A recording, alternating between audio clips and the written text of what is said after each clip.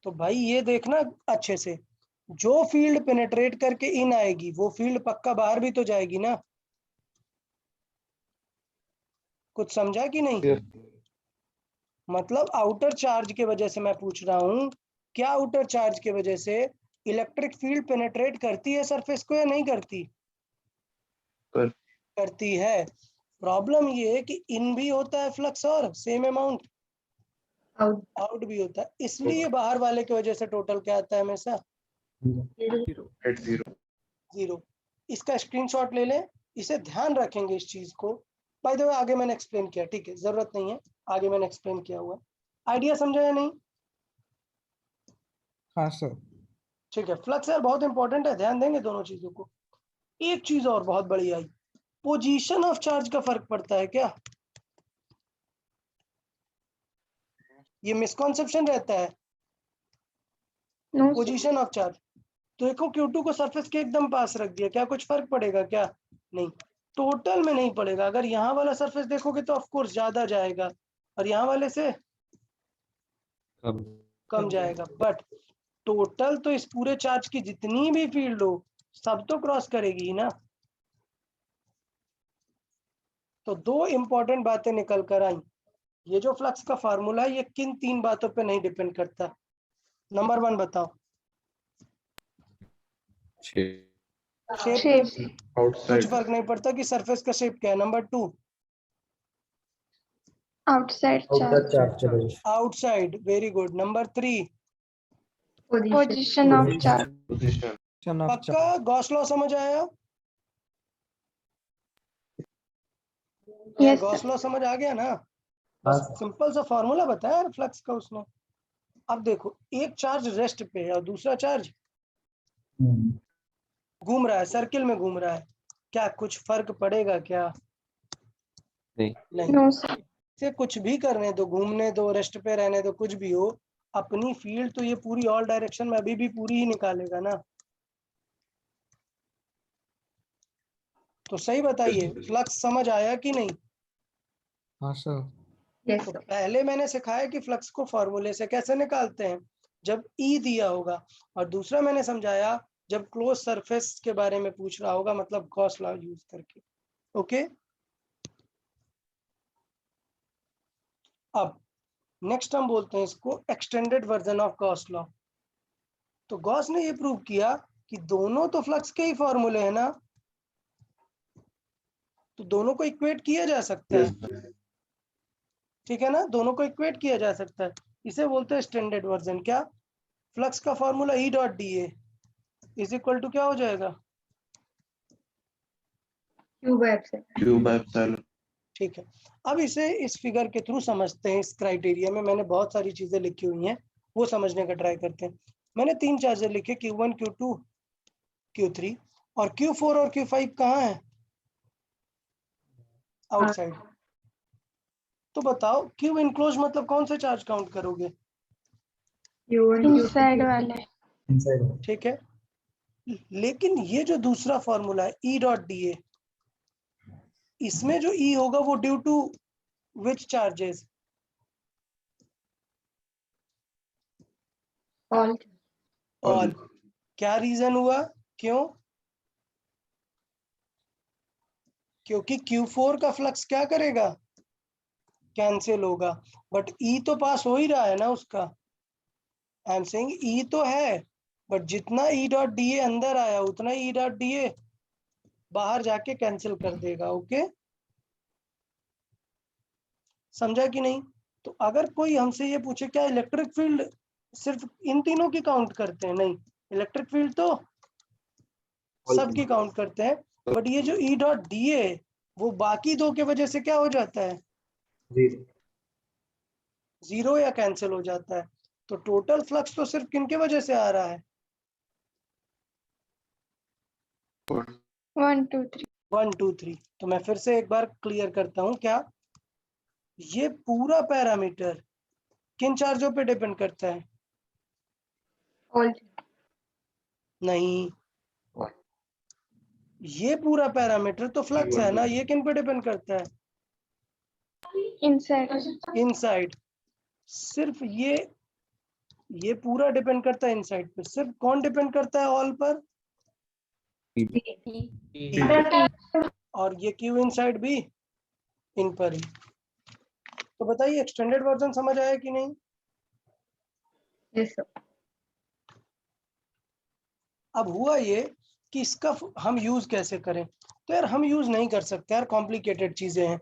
इसमें एक सर्किल बना है। ये सर्किल क्या कह रहा है यार? ये जो ई डॉट डी है ना, इंटीग्रेट तो करना, बट कहाँ तक करना? पूरे क्लोज लूप में।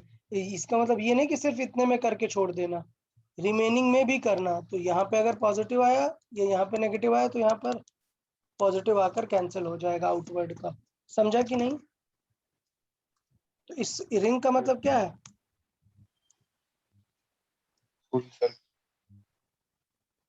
Close loop. क्या है इस रिंग का मतलब? क्लोज इंटीग्रल बोलते हैं इसे। क्या क्या बोलते हैं ये रिंग को? Close integral. तो इंटीग्रल और सर्किल बना दिया तो ये क्या हो गया? एक क्लोज इंटीग्रल। अब देखो हम क्या करेंगे, हमें फाइंड क्या करना है? हमारा टारगेट है क्या फाइंड करना? Eight. ई। तो बेटा यार ई आप फाइंड कर ही नहीं सकते क्योंकि कॉम्प्लिकेटेड है। क्यों? क्योंकि एक नया इंटीग्रल टर्म होगा क्या? Cos theta. तो हम करेंगे क्या? हम एरिया ही ऐसा चुनेंगे जिससे थीटा की वैल्यू हमेशा क्या है? 0 0, 90 या फिर 180। मतलब समझना यार, मैंने रखा ये प्लस चार्ज, आपने कहा चलो एक स्क्वायर बना देते हैं, सही है, कोई दिक्कत नहीं है। बट आपको चाहिए कि find the field at this point. बेकार है, नहीं ये लूप बना सकते। क्यों? क्योंकि इधर पर फील्ड तो ये होगी, फील्ड होगी ये, बट एरिया वेक्टर कहाँ रहेगा इसका? देखो एंगल बदल रहा है ना, फील्ड होगी ये और एरिया वेक्टर होगा ये, तो दोनों केसेस में देखो एंगल बदल गया है ना इनके बीच का। तो इसका मतलब ये है कि जो गॉसियन सरफेस है वो सिर्फ सेलेक्टेड ही ले सकते हैं, तभी आप सॉल्व कर पाओगे। तो अगर आपके पास पॉइंट चार्ज है तो आपको गॉसियन कैसा रखना है? स्फीरिकल, जिससे ई और ए के बीच का एंगल हमेशा क्या रहेगा? 90 नहीं होगा, ए वेक्टर तो इधर होगा ना, पैरेलल होगा। ओके, समझा कि नहीं कि हम सेलेक्टेड फील्ड ही फाइंड कर सकते हैं, ऐसे सब की नहीं कर सकते। ओके, तो चले समझ लेते हैं। तो गॉसियन सरफेस कैसे चूज करना है समझेंगे। मैंने जस्ट अभी समझाया कैसे चूज करना है।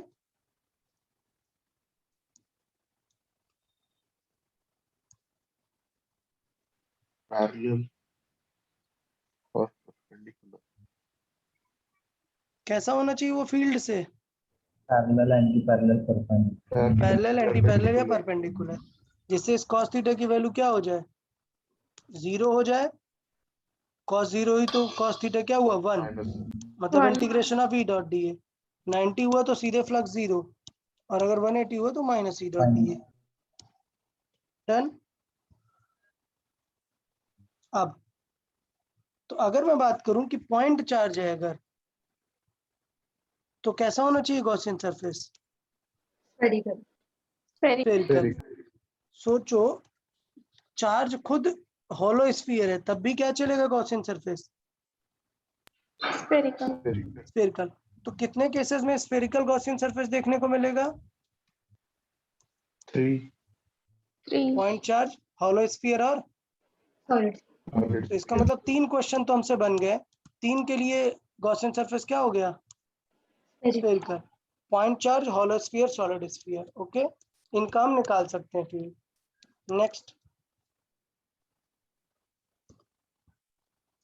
वायर हो चार्ज या फिर सिलेंड्रिकल हो, मतलब एक लीनियर चार्ज वायर, याद है कि नहीं? Infinite wire. Yes. और एक चीज जो वहां पर हमने डिस्कस नहीं की थी वो क्या? Cylinder. सिलेंडर। अगर चार्ज किस में डिस्ट्रीब्यूटेड है, वायर में या फिर सिलेंडर में, तो बताओ गॉसियन सरफेस कैसा होना चाहिए? तो मुझे पता है बायर है, ले लेते हैं, इसकी वजह से फील्ड क्या है इधर, तो इसका मतलब सरफेस इधर पैरेलल हो, तो पैरेलल तो पॉसिबल नहीं है, कैसे सरफेस बना देंगे, परपेंडिकुलर, लेकिन क्लोज करना है तो इधर पे दो क्या लगा देंगे, कैप्स, मतलब क्या बनाएंगे सरफेस, सिलेंड्रिकल, वायर या फिर सिलेंडर के लिए गॉसियन सरफेस क्या होगा, सिलेंडर, सिलेंडरिकल। एक प्लेन शीट है, थिन प्लेन शीट है, तो अब आपको पूरी प्लेन शीट को कवर करना है, तो डेफिनेटली पूरी प्लेन शीट को कवर नहीं कर सकते, बट उसके किसी सेक्शन को भी कवर किए तो काफी है, क्योंकि बाकी तो पूरी यूनिफॉर्म है ना, तो उसके सेक्शन को कवर करने के लिए क्या बनाना पड़ेगा, गॉसियन सरफेस। समझ आ रहा है कि किस टाइप के क्वेश्चन के लिए क्या गॉसियन सरफेस यूज होगा, यस सर। ठीक है। तो अब हम देख सकते हैं डिफरेंट पार्ट्स के लिए फील्ड, ओके। अच्छा, फील्ड बाद में देखते हैं, पहले गॉस लॉ के ही क्वेश्चन कर लेते हैं। फ्लक्स का फॉर्मूला क्या होता है, क्यू इन बाई, पहले इस पे बेस्ड क्वेश्चन कर लेंगे, फिर इसके बाद अपन कर लेंगे integration of E dot D a close integral is equal to Q upon epsilon not, clear. तो बस फ्लक्स में इतना ही है, तो पहले हम क्या स्टडी करेंगे, फ्लक्स के क्वेश्चन स्टडी करते हैं, कुछ समझे, ये वाला पार्ट पढ़े, बताएं।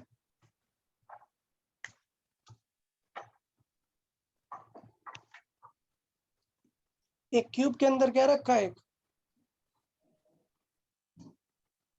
चार्ज, उसके सेंटर पे रखा है, तो हमें फ्लक्स बताना है, तो जल्दी से क्यूब बना लेते हैं, पहले क्यूब बनाते हैं फिर एक्सिस बना देंगे।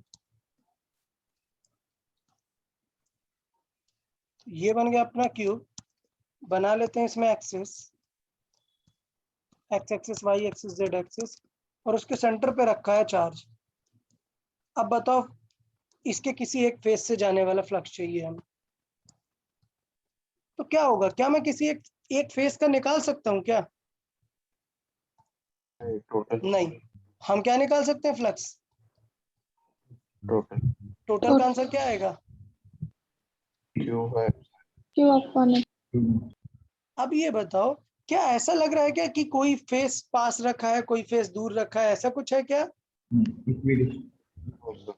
नहीं ना, एकदम मिडिल में, तो इसका मतलब सारे फेसेस से कैसा फ्लक्स जा रहा होगा, यूनिफॉर्म, सेम, तो किसी एक फेस से आंसर क्या आ जाएगा,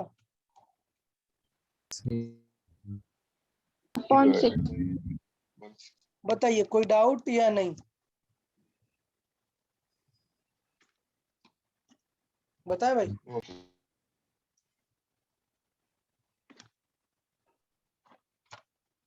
यार ये इंटरप्रेट करने में किसी को कोई डाउट हुआ हो तो बता दो यार जल्दी से, यार हुआ क्या ये, नेक्स्ट भाई, ये समझा कि नहीं यार, पहले बताओ। पूरे का फ्लक्स निकाला, मैंने देखा कि चार्ज एकदम सिमेट्रिक रखा है, तो हर फेस से सेम जा रहा है, इसलिए सबको 1/6 कर दिया। अब चार्ज मैंने यहाँ कॉर्नर पे रख दिया, तो क्या सारे फेस की डिस्टेंस सेम है, क्या सिमेट्री है क्या सारे फेस, नहीं है, तो क्या सारे फेस से सेम आंसर होगा क्या, नो नहीं। चलो मैं किसी एक फेस के बीच में रख देता हूं, अब बताओ क्या होगा, what is the flux passing through any face, इसको हमने रख दिया इसमें बेस में, बताओ क्या ये इनक्लोज्ड है पूरा, क्या ये चार्ज इनक्लोज्ड है, नहीं यार, इधर का फ्लक्स वेस्ट हो जाएगा ना, तो अगर ऊपर एक क्यूब है तो आप क्या कंसिडर कर लो,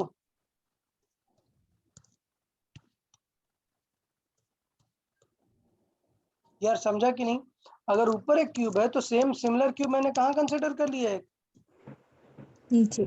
नीचे, तो अब ये क्लोज हो गया है या नहीं, हाँ बताओ ऊपर वाले क्यूब से कितना फ्लक्स जाएगा? Q by 2 Q by 2 epsilon. Clear, half Q by epsilon not. सही है। नेक्स्ट क्वेश्चन है, क्या सारे फेसेस से सेम जाएगा क्या? No, sir. नहीं। तो चलो नेक्स्ट सॉल्व करते हैं। बॉटम से कितना जाएगा बताओ, बॉटम वाले फेस पे पेनेट्रेट करेगा क्या बॉटम वाले फेस को? नहीं, उस पे तो जस्ट ऐसे ही होगा ना, ऐसे। समझा कि नहीं? बॉटम वाले फेस पे तो लीनियर हो जाएगा ना, बिल्कुल भी नहीं होगा। किन फेसेस पर होगा एक्स्ट्रा? बाकी रिमेनिंग इनमें, इनको पेनेट्रेट करेगा। समझा कि नहीं? तो बताओ साइड फेसेस में क्या होगा, सेम होगा या नहीं? Yes, sir. yes, same होगा। साइड फेसेस में, 4 साइड फेसेस में क्या होगा? सेम। सेम। सिर्फ एक वाले में अलग होगा। कौन से वाले में? Top. टॉप। टॉप वाले में क्या होगा? अलग होगा। लेकिन क्या आप बता सकते हो क्या कि कितना होगा? नहीं। जब तक कि आपको रिलेशन नहीं ये पता चलेगा कि टॉप से कितना जा रहा है और साइड से कितना जा रहा है, तब तक आप एंटीसिपेट नहीं कर सकते हो। समझा या नहीं? तो डेफिनेटली क्वेश्चन ये नहीं पूछेगा, क्वेश्चन पूछेगा which face will have same flux. तो कौन सी वाली फेस सेम फ्लक्स होंगी? Side wall. Side. तो एक बॉटम दे देगा, एक टॉप दे देगा, 2 साइड दे देगा। डेफिनेटली कौन सी वाली सेम होंगी? साइड। साइड। साइड से बताइए क्लैरिटी है या नहीं? तो बेसिकली आपको क्लोज करना है। कैसी ज्योमेट्री लेके क्लोज करना है? सेम सिमेट्रिक लेके आपको क्लोज करने का ट्राई करना है। तो आपको आइडिया समझ में आ जाएगा। ओके, तो चले ये वाला क्वेश्चन आप थॉट दें। क्या लगता है कैसे आप क्लोज कर पाओगे? चार्ज को इस बार कहां पे रखा है? Corner. Corner. Corner. Find the flux passing through the cube. पहले पूरे क्यूब से पास होने वाला फ्लक्स। तो जरा सोचो कि एक क्यूब के कॉर्नर पे रखा है फ्लक्स, कितने क्यूब चाहिए पड़ेंगे अच्छे से उसे कंप्लीट क्लोज 8. कवर करने के लिए? 8 8? 8. अरे यार ज्यादा बोल 4 रहे हो। सोचो 4 से काम बनेगा क्या? नहीं, क्योंकि 1 2 3, ये 4 तो सिर्फ उसका अपर पार्ट कवर करेंगे ना, पीछे भी तो कवर करने वाले होने चाहिए ना। समझा कि नहीं? तब तो एक सिमेट्रिक सा बड़ा सा क्यूब बनेगा ना। तो अगर वो कॉर्नर में रखा है तो आपको कवर करने के लिए क्या चाहिए पड़ेगा? कब वो सेंटर माना जाएगा? वो सेंटर तब जब माना जाएगा जब आप 12 क्रॉस 12 क्रॉस 12 का क्यूब यूज करेंगे। समझा या नहीं? yes, तो टोटल कितने क्यूब यूज हो गए? 8। सही है। तो आप समझ गए कि क्यूब से जाने वाला फ्लक्स कितना आ जाएगा? Q by 8. Q by 8, 1/8 Q epsilon not. Clear है या नहीं बताइए? Yes sir. अच्छा, तो चलो एक और आप लोग बताओ। इस बार स्क्वायर की Yes, sir. साइड के बीच में रख। हाँ, एनी डाउट क्या? इस बार स्क्वायर की साइड के बीच में ऐसे रखा हुआ है। अब बताओ कितने क्यूब चाहिए? 4. 4। समझा कि नहीं यार? पक्का सबको क्लियर है? अगर यहाँ बीच में फेस में रखा तो 2. 2। मुझे लगता है सारे समझ में आ गए ना। हाँ Yes, सर। चलो बहुत Yes, बढ़िया। sir. नेक्स्ट स्टेप, आगे का क्वेश्चन रीड करो। इसमें अब ये रखा है फ्लक्स चार्ज यहाँ पर। बताओ कौन कौन से फेस सेम फ्लक्स फील करेंगे? सारे सारे? पागल हो क्या है? चार्ज कॉर्नर पे रखा है, सारे उसको सेम फ्लक्स होगा क्या? हर जगह पर फील्ड सेम फील होगी क्या? हर जगह पर पेनेट्रेट हो रहा है क्या? एडजेसेंट। पहले देखो कौन से सरफेस पेनेट्रेट नहीं हो रहे हैं। इस पे तो टच करते हुए जाएगी ना फील्ड। पता चला या नहीं बताओ यार। ये जो तीन सरफेस होंगे, ये और ये, इनको क्या फील होगा बताओ। सेम सेम सेम नहीं, टच करते हुए जा रही है फील्ड, इनको पेनेट्रेट नहीं कर रही भाई। पक्का नहीं समझ आ रहा क्या तुम लोग को कि पेनेट्रेट नहीं करेगी तीन सरफेसेस को।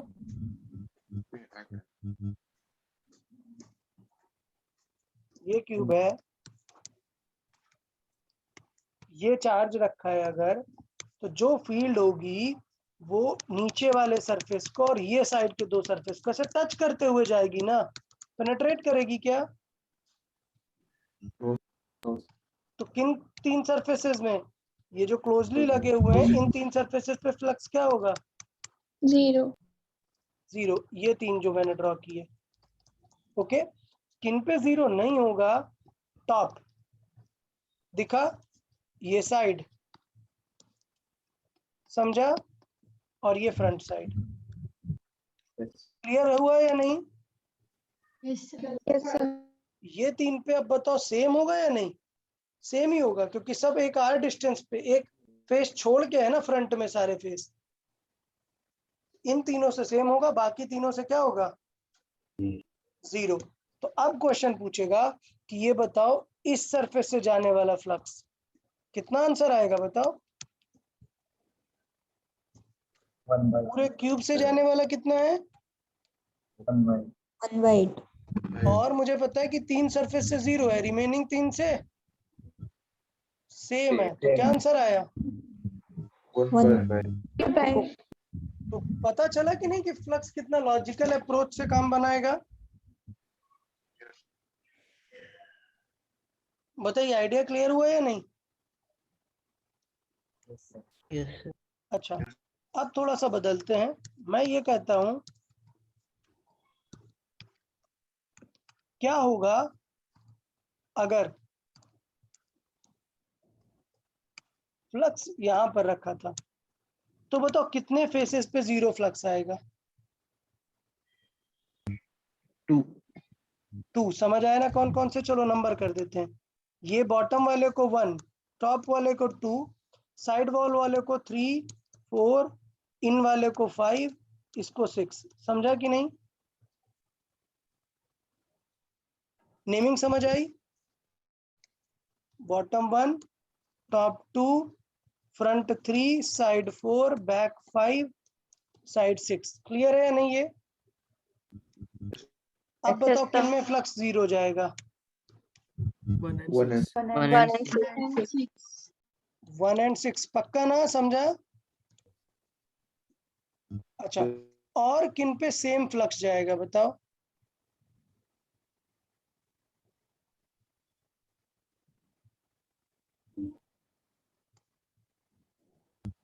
2 और किन 4 पे सेम 2 जाएगा, और 4 2 and 4 पे।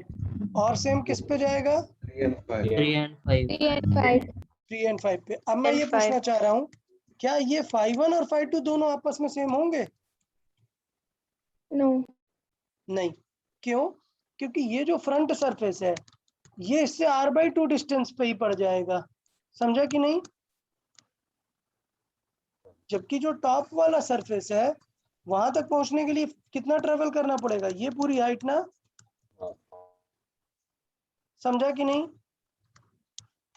Yes. इसलिए ये दोनों आपस में नहीं होंगे। बताओ कौन ज्यादा होगा, 5-1 वाला या 5-2 वाला।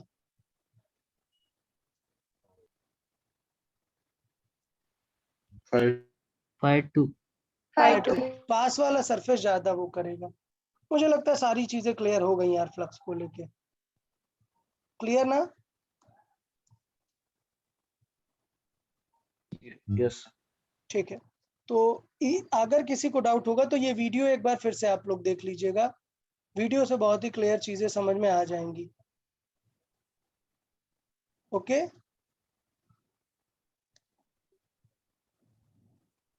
समझा ये।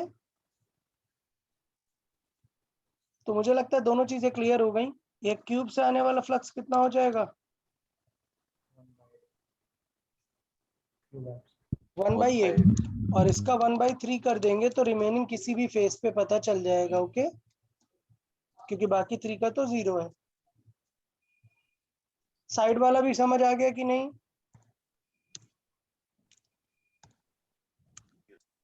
साइड वाला समझा? किन किन फेसेस पे सेम होगा, किन पे 0 होगा? चले ये वाला देखें आप, ये क्वेश्चन रीड करेंगे। एक स्क्वायर प्लेट है, इससे कितनी हाइट पर? H. h height, l length का स्क्वायर है और h हाइट पर एक चार्ज रखा है। जब h की वैल्यू कितनी है? L/2, तो बताओ इस प्लेट से कितना फ्लक्स पास होगा? समझ जाओ क्या करना पड़ेगा इसे हमें चार्ज को पहले।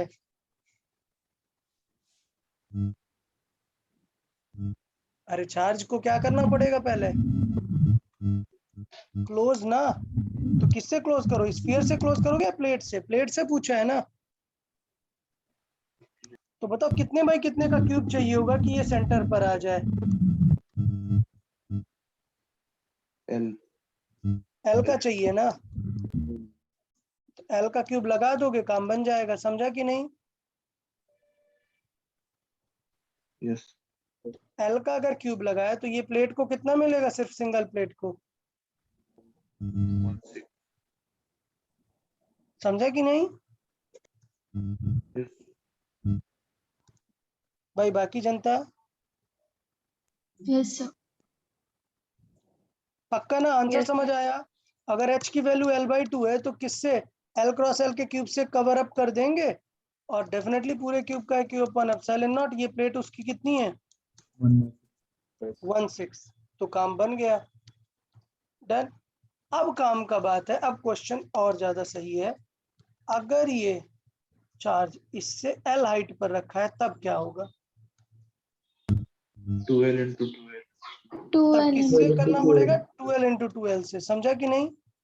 Yes. 2L into 2L से कर दिया। अब जरा आंसर बताओ बेटा कि इस स्क्वायर प्लेट से कितना जाएगा। देखें देखें कितने लोग कर पाते हैं। 1 मिनट का टाइम ले और आंसर करें। काफी कुछ सही कर दिया आपने। 2L/2L से कवर करेंगे, देखते हैं सही आंसर कर पाते हो या नहीं। इस प्लेट से कितना पास होगा?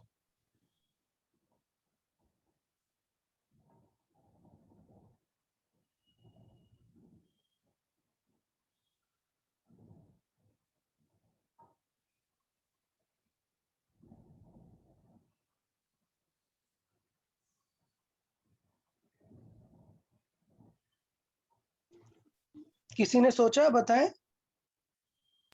1/12. एक सेकेंड, सबसे पहला स्टेप नहीं, फाइनल आंसर बता रहे हो क्या? बताओ फाइनल कितना? 1/12. 1/12। 1/24. 1/24 किसने बताया? Yes, sir. ओके प्राचीन, बताओ एक्सप्लेन करो कैसे 1/24। सर पहले पूरा एरिया 1/6 आएगा। ठीक है, पूरा एक नीचे की प्लेट से कितना आएगा? 1/6। फिर और उसका 1/4। उसका 1/4 कैसे पता चला? क्या सर L/L का निकाला ना वहां से। एग्जैक्टली अगर आप फील करोगे तो ये प्लेट 2L/2L की है। हमारी प्लेट कहाँ रखी हुई है? इसके बीच में। ये समझा कि नहीं यार? भाई ये समझा कि नहीं? Yes, sir. ये एरिया निकालना इतना कॉम्प्लेक्स है ही नहीं है। एक बेसिक वे पे सोचो कि 2L/2L की एक प्लेट है और L/L कैसे सेट होगी? ऐसे ना। कितना है ये इसका? 1/4. 1/4। अब अगर ये प्लेट लिटरली ऐसे साइड में होती तो फ्लक्स सेम नहीं आता। क्यों? क्योंकि जिस चीज के ऊपर है फ्लक्स वहां पर फ्लक्स ज्यादा होगा, बाहर वाले में कम। लेकिन हम तो ऐसे स्टेप में ही देख रहे हैं ना, ऐसे। ओके, तो सिमिलर आएगा हर तरफ से। तो आंसर क्या करेक्ट हो गया? 1/20. 24। समझ आया ना 1/24 क्यों? क्योंकि ये प्लेट देखने में इसकी हाफ है बट एरिया इसका 1/4 है। क्लियर है या नहीं यार सभी लोग? पक्का दोनों क्वेश्चन क्लियर हो गए? चले ये क्वेश्चन ट्राई करेंगे। ये बहुत ही बढ़िया क्वेश्चन रहा। एक हॉलो स्फीयर है, एक इनफाइनाइट वायर जा रही है, इसकी लीनियर चार्ज डेंसिटी कितनी है? मान लेते हैं लैम्डा है। बताओ flux passing through the surface, it is passing such that the chord is making an angle of 120. बताओ what is the flux passing through the hollow sphere?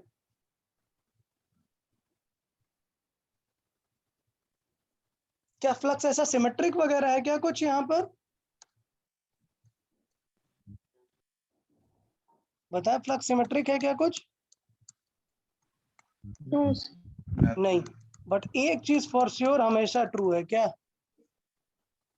आपसे टोटल पूछा है ना, तो क्या आंसर रहेगा? Inside charge. Q inside upon Epsilon. बटा Q inside कैसे निकालेंगे? Length into density. इस वायर की क्या यूज करेंगे? Into linear Length. density. Lambda into L। अब बताओ L कैसे निकलेंगे? Triangles. ट्रायंगल ये कितना हो गया? 60 degree. 60 डिग्री। तो ये R हो गया, तो ये क्या हो जाएगा अगर ये 60 है तो? R sin 60. R sine 60। So L कितनी है? 2 hours. 2 hours. मुझे लगता है सबको समझ आ गया यार ये क्वेश्चन। बताइए यार, क्लैरिटी है इस क्वेश्चन में? Yes. Yes. फ्लक्स निकालने के बहुत ही वैरायटीज यहाँ पर मैंने दिखाया कि फर्क नहीं पड़ता कि सिस्टम कैसा है, हमारा सोल टारगेट किसमें होना चाहिए? Inside charge. Q inside. अंदर एक कॉइल रख दी तब भी फर्क नहीं पड़ता, आपको लैम्डा इंटू बस L। ओके, क्लियर है कि नहीं? चले एक नया टर्म यहाँ पर सीखेंगे जो कि ऑलरेडी एक बार हम बता चुके हैं, सॉलिड एंगल। कोई बताएगा सॉलिड एंगल क्या होता है? सॉलिड एंगल ऐसे 3D एंगल को बोलते हैं। क्या? अगर एक ये स्ट्रेट लाइन है और मैं इस पॉइंट पर हूं, तो ये स्ट्रेट लाइन जो एंगल बनाती है, दो स्ट्रेट लाइंस, उसको क्या बोलते हैं? Plane angle. और जब कोई एरिया कहीं पर एंगल बनाता है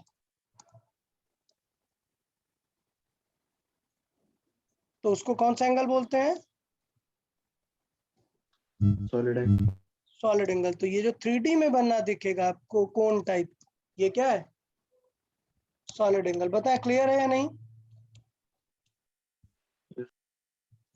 अच्छा, तो बात ये है, क्या इस तरह प्लेन एंगल जो यहाँ पर ड्रॉ है, क्या इस प्लेन एंगल का कोई फॉर्मूला बन सकता है क्या? नहीं। इस प्लेन एंगल का फॉर्मूला तब बनेगा जब ये लाइन किसका पार्ट होगी? एक आर्क का। किसका पार्ट होगी? एक आर्क का। मतलब जिस पॉइंट पे एंगल चाहिए उससे इन दोनों पॉइंट की डिस्टेंस क्या होनी चाहिए? सेम। और लेट से उसे बोला R, तब हम निकाल सकते हैं कि R इज इक्वल टू क्या हो जाएगा? R theta. R into theta. तो थीटा निकाल सकते हैं, थीटा क्या हो जाएगा? Arc over radius. बट क्या अभी भी ये ग्रीन वाली लाइन यूज कर सकते हैं क्या आर्क के जगह पर? नहीं। कब यूज कर सकते हैं?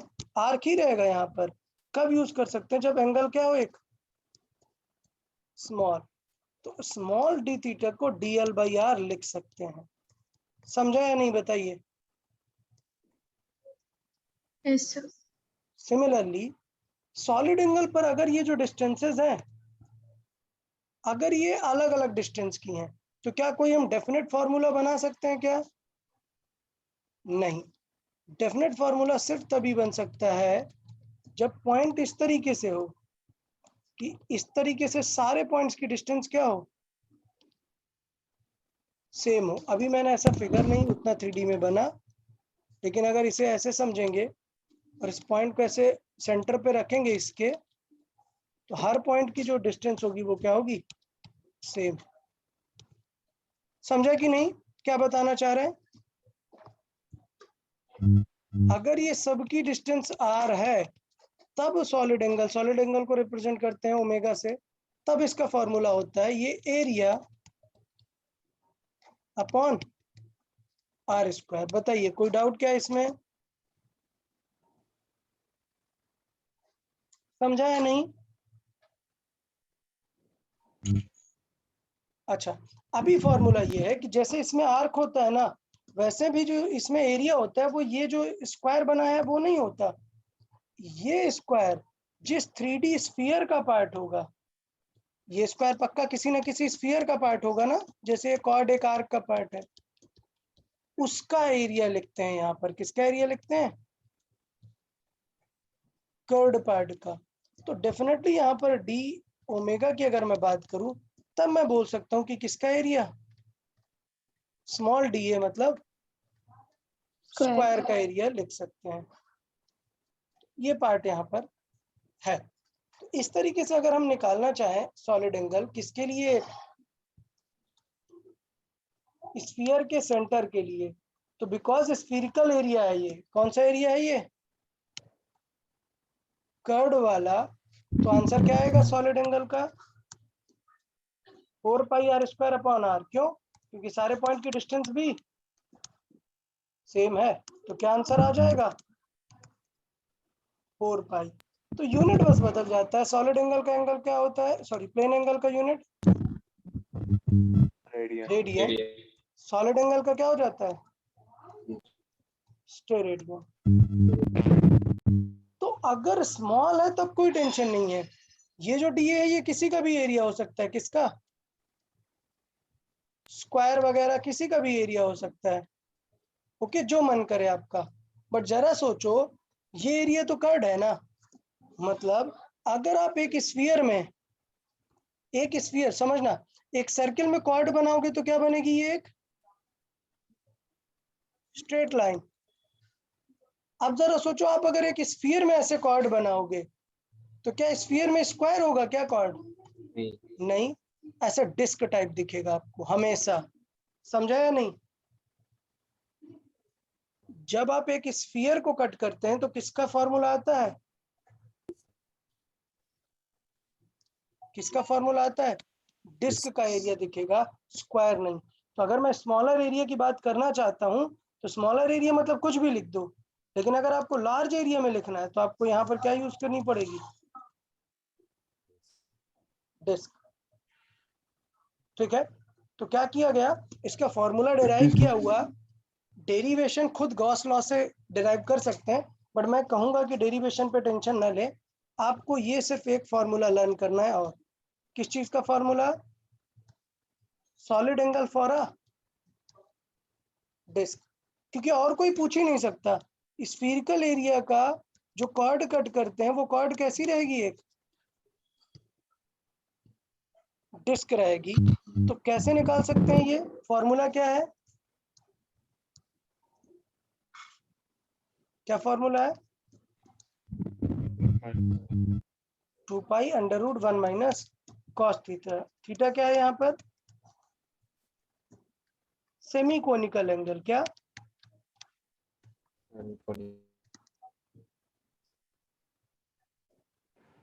सेमी कोन एंगल क्या है, सेमी कोन एंगल। मतलब मैं आपको अब क्वेश्चन बताता हूं कि पूछ क्या रहा है, चल क्या रहा है यहाँ पर, समझे समझे क्वेश्चन क्या है, कब इस सॉलिड एंगल के फॉर्मूले का काम आएगा। मैंने कहा ये एक स्फीयर है, इसकी एक डिस्क है, what is the flux passing through disc, if this makes an angle 90 degree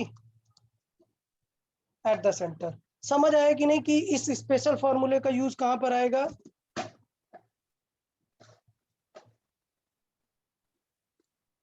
पूरे स्फीयर से जाने वाला फ्लक्स कितना होगा?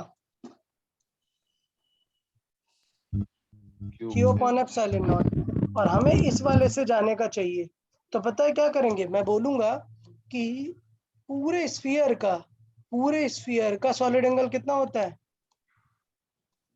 4 pi. 4 पाई। तो इसका मतलब ये है कि इस पूरे फ्लक्स को मैं 4 पाई से डिवाइड कर दूंगा, इनटू अपने सॉलिड एंगल से मल्टीप्लाई कर दूंगा, तो आ जाएगा ना फ्लक्स की इस पर्टिकुलर एरिया से फ्लक्स कितना जा रहा है। समझ आया आइडिया? तो ये सिर्फ एक ही स्पेशल क्वेश्चन में काम आता है, कब? जब किसी डिस्क से फ्लक्स निकालना हो। समझा कि नहीं? ये फॉर्मूला कब काम आता है?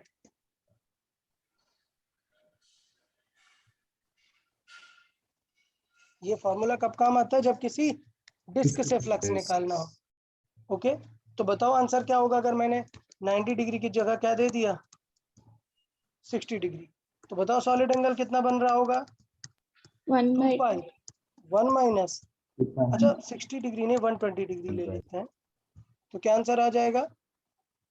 1 माइनस कॉस 120 नहीं, वो थीटा ऑलरेडी क्या होता है? 60.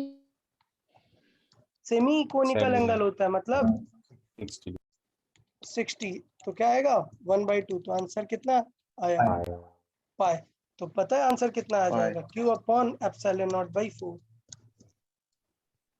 भाई समझ आया सॉलिड एंगल का यूज किस टाइप के क्वेश्चन में करना है? किस टाइप के क्वेश्चन में? डिस्क। जब किसी डिस्क से फ्लक्स पूछेगा, बाकी किसी में नहीं।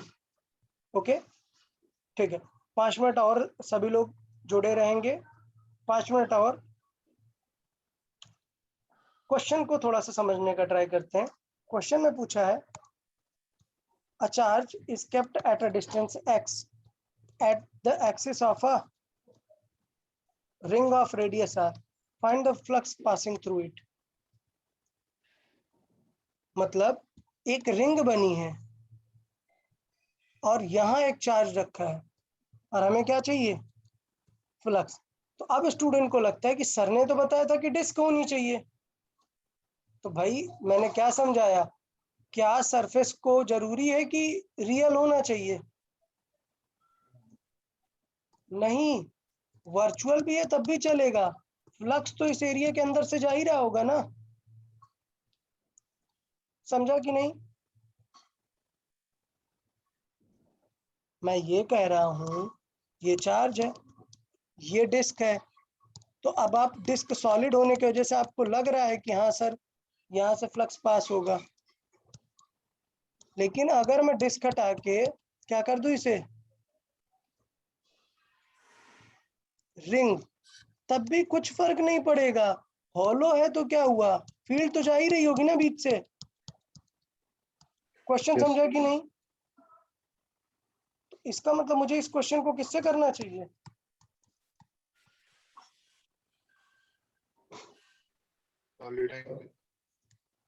सॉलिड एंगल से। क्लियर? तो सॉलिड एंगल के लिए पहले क्या चाहिए? एंगल। तो एंगल मिल जाएगा ना। रेडियस कितनी है रिंग की? r, और ये डिस्टेंस कितनी है? x, और ये cos थीटा निकल आएगा या नहीं? Yes. तो क्या आंसर आएगा बताएं? पूरा फ्लक्स कितना हो जाएगा? Q upon Q upon epsilon epsilon naught. Into इसे 4 पाई से डिवाइड करेंगे तो ये कौन सा फ्लक्स आ जाएगा? एक यूनिट सॉलिड एंगल का, इनटू हमने अपना वाला small सॉलिड area. एंगल कर दिया। तो ये आ गया क्या? Formula for disc. तो जो लोग चाहते हैं तो सॉलिड एंगल याद कर सकते हैं पैटर्न, अदरवाइज मैं चाहूंगा कि आप रिंग के लिए रिंग या डिस्क के लिए क्या याद रखें? डायरेक्ट फ्लक्स का फॉर्मूला याद रखेंगे। क्या हो जाएगा? Q upon 2 epsilon not 1 minus cos theta. Clear या नहीं? Yes. मैंने सिर्फ आपको रीजन समझाने का ट्राई किया कि कैसे ये आंसर आ सकता है। ओके यार बताएं क्लियर है या नहीं ये चीज? ओके, इसका डेरिवेशन भी देख लेते हैं, ऑल्दो मैं प्रेफर नहीं करता कि डेरिवेशन आपको इतना सोचने की जरूरत है, ठीक है। हम फिर भी डेरिवेशन को समझाने का ट्राई करते हैं, सुनेंगे सब लोग डेरिवेशन समझेंगे, अदरवाइज मैं तो प्रेफर करूंगा कि डिस्क का आंसर आपको याद रखना है, डिस्क कैरिंग एक्सेस वाला। चलिए ट्राई करते हैं इसको थोड़ा सा प्रूव करने का। फ्लक्स पास होगा तो मुझे चाहिए क्या, ई dot D A into cos theta. तो पहली बात एक ऐसा एरिया चूज करते हैं जहां पर फील्ड क्या आ रही हो, सेम। उसके बाद इंटीग्रेट करेंगे ना, तो मुझे पता है कि यहाँ से एक आर डिस्टेंस पर जो भी पूरी रिंग पड़ेगी उस पूरी रिंग को सेम फील्ड फील होगी ना, Yes. ठीक है। तो मैंने माना कि एक आर डैश डिस्टेंस पर रिंग रखी हुई है, वो आर डैश कैसे निकाल लेंगे, मान लेते हैं हमने आर रेडियस की एक एलिमेंट मान ली, तो उसका एरिया कितना हो जाएगा, पाई आर स्क्वायर एक एरिया है, उसका डीए निकालेंगे तो क्या आएगा, 2 pi r d r. Okay, ये क्या हो गया, E k Q by r square plus x square. उसके बाद बचा कॉस थीटा, तो वो क्या हो गया, एक्स ओवर ये। समझा या नहीं? अब आर हमें चाहिए, आर को क्या करेंगे, इंटीग्रेट कर देंगे। तो यहाँ पर देखो आर आ गया, इंटीग्रेट कर देंगे इसे। समझा या नहीं? तो इसे इंटीग्रेट करने का तरीका क्या है, सब्स्टिट्यूशन। आर स्क्वायर को क्या मान लो, टी, तो 2r dr की वैल्यू क्या आ जाएगी, dt। तो 2r यहाँ पर dr भी है, उसको हटाकर हम क्या लिख देंगे, dt, और नीचे क्या बच जाएगा, सिर्फ t square to the power 3/2। तो उसे सॉल्व कर देंगे, ये आ गया सॉल्विंग करके, और लिमिट रख देंगे, तो फाइनली जो फॉर्मूला आता है वो यही आ जाता है। तो डेफिनेटली डेरिवेशन आई गेस समझ में आ गया ना सबको, डेरिवेशन। Yes, sir. बट हमेशा याद रखना है, डेरिवेशन के चक्कर में नहीं पड़ना है, सॉल्विंग बिल्कुल लर्न रहनी चाहिए कि डिस्क के लिए ये फॉर्मूला है। सॉलिड एंगल से तो आई गेस मैंने समझा दिया, ओके है ना। Total flux divided by 4 pi into अपना वाला सॉलिड एंगल, ओके। Yes. हाँ, तो अब क्वेश्चन में आ जाते हैं, ये वाला काम का क्वेश्चन। एक सिलेंडर है, क्या एक सिलेंडर है, और फ्लक्स रखा है यहाँ बीच में, इसकी जो रेडियस है आर और एल में रिलेशन क्या है, मान लेते हैं एल कितना है, 4r जितना है, ओके। अब हमें चाहिए find the flux passing through this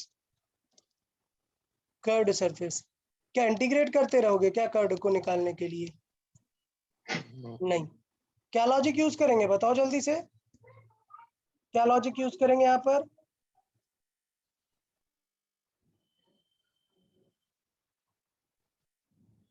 यार बताएं, अगर मुझे इस कर्व्ड सरफेस पे चाहिए फ्लक्स, तो किसका मैं फाइंड कर सकता हूं बताओ। सबसे पहले कोई भी ज्योमेट्री हो, सबसे पहली चीज क्या पता होती है,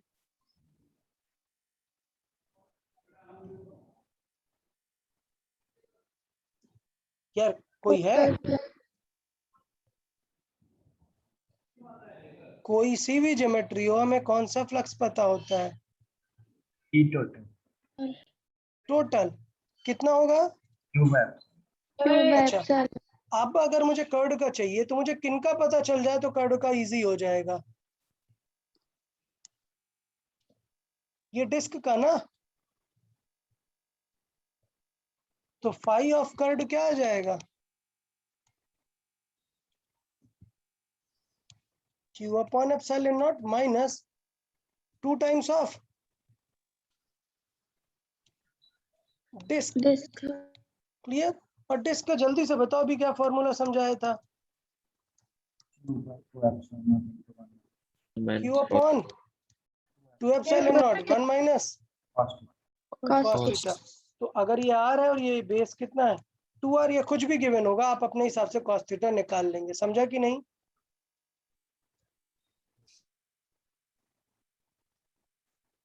यार बताएं समझ आया या नहीं?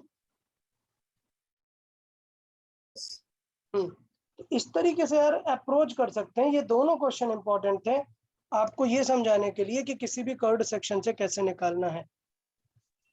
अच्छा, एक चीज मैं बताना भूल गया, नीट वाले स्टूडेंट्स को डिस्क लर्न करने की जरूरत नहीं है।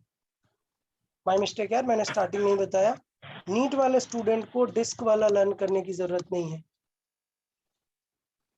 ओके, तो ये लास्ट का जो डिस्क वाला पार्ट बताया है और ये सिलेंडर वाला पार्ट बताया है, ये नीट वालों को बिल्कुल जरूरत नहीं है। ओके, इसके पहले का तक का पूरा क्लियर रखना है। बताया ओके है सभी को?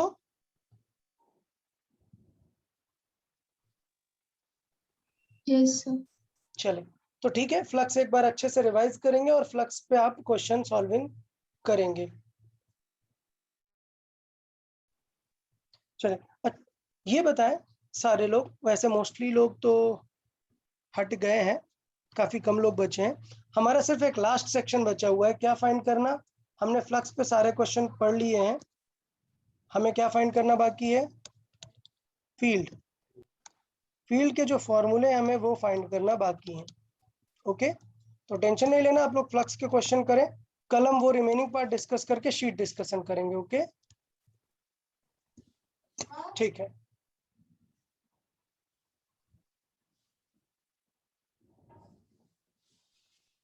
चले फिर, okay then, bye bye everyone. Bye. Bye. Bye.